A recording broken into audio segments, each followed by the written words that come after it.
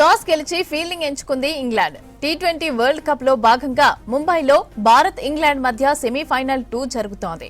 ఇవాళ గెలిచిన జట్టు ఈ నెల 8వ తేదీ ఆదివారం రోజు న్యూజిలాండ్ తో ఫైనల్ మ్యాచ్ ఆడనుంది. ఇరు జట్లు బలంగా కనిపిస్తున్నాయి. గత 3 టీ20 వరల్డ్ కప్లలో సెమీఫైనల్లో భారత్ ఇంగ్లాండ్ జట్లు తలపడుతున్నాయి. 2022లో సెమీఫైనల్లో భారత్ ను ఇంగ్లాండ్ ఓడిస్తే 2024లో సెమీఫైనల్లో ఇంగ్లాండ్ ను భారత్ ఓడించి ప్రతీకారం తీర్చుకుంది. ఇక ఇవాల్టి మ్యాచ్ ఏ జట్టు గెలుస్తుందా అని క్రికెట్ ఫ్యాన్స్ లో ఉత్కంఠ అయితే నెలకొంది. ఇక డిపెండింగ్ ఛాంపియన్ గా బరిలోకి దిగిన భారత్ అన్ని రంగాల్లో కూడా అద్భుతంగా రాణిస్తూ సెమీస్ కి చేరుకుంది. లీగ్ దశలో వెస్టిండీస్ చేతిలో ఓడిన ఇంగ్లాండ్ ఆ తర్వాత మ్యాచ్లలో అద్భుతంగా రాణిస్తూ ప్రత్యర్థి జట్టుకు సవాల్ విసురుతోంది. ఇదే అంశానికి సంబంధించి పూర్తి అప్డేట్స్ అనిల్ అందిస్తారు. అనిల్, ఈ మ్యాచ్ కి సంబంధించిన అప్డేట్స్ ఏంటి? ఐసీసీ టీ20 వరల్డ్ కప్కు సంబంధించి సెమీఫైనల్ 2 మ్యాచ్ మరి కాసేపట్లో ప్రారంభం కాబోతుంది. కాసేపటి క్రితమే టాస్ కూడా వేశారు. ఇంగ్లాండ్ టాస్ గెలిచి బౌలింగ్ తీసుకుంది. అయితే ముంబై వాంకడే స్టేడియం వేదికగా ఈరోజు మ్యాచ్ జరగబోతుంది.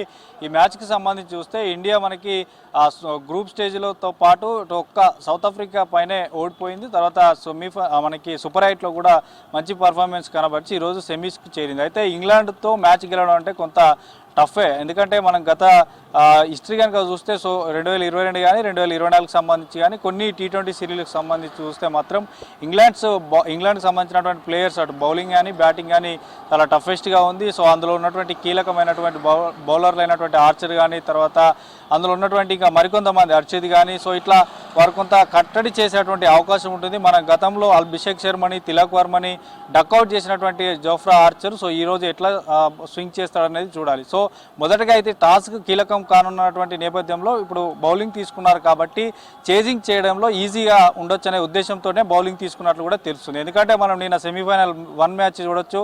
సౌత్ ఆఫ్రికా న్యూజిలాండ్ మధ్య జరిగినటువంటి మ్యాచ్లో నిన్న న్యూజిలాండ్ కూడా టాస్ గెలిచి బౌలింగ్ ఫస్ట్ ఫీల్డింగ్ తీసుకున్నారు. తర్వాత చేజింగ్ చాలా ఈజీగా చేశారు. 9 వికెట్ల తేడాతో నిన్న వారు గెలిచారు. సో అదే ఒక ఫార్ములాను ఈరోజు ఇంగ్లాండ్ కూడా పాటించిందని చెప్పాలి.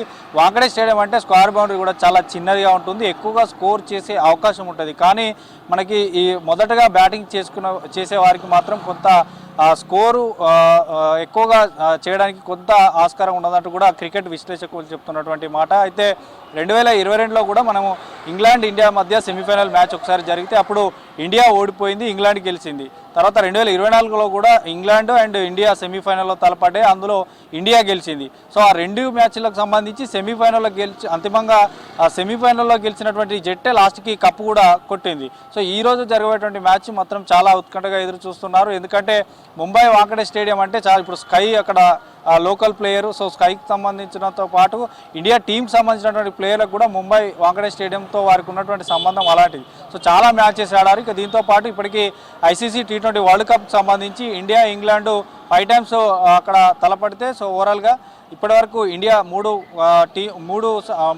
టైమ్స్ గెలిస్తే కేవలం 2 టైమ్స్ మాత్రమే ఇంగ్లాండ్ గెలిచింది.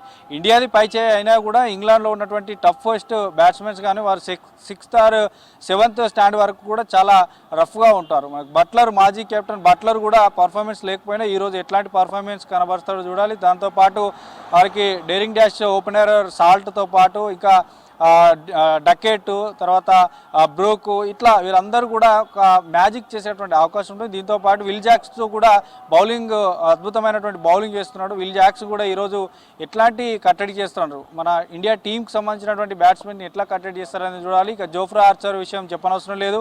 సో చాలా వరకు కూడా వికెట్స్ తీస్తుంటుంటాడు. ఐపీఎల్ కానీ టీ20 ఫార్మాట్లో చాలా స్వింగ్ చేస్తుంటాడు బాల్. సో మొత్తానికి అయితే కాసేపు క్రితమే టాస్ అయితే ఇంగ్లాండ్ గెలిచింది. సో బ్యాటింగ్ ఇండియా టీం దిగబోతుంది. ఇందులో ఓపెనర్గా మరి ఈ సంజు శాంసన్ ఇంకా కంటిన్యూ చేస్తున్నారు. ఇప్పటివరకు అయితే ఎట్లాంటి మార్పులు లేవని తెలుస్తుంది.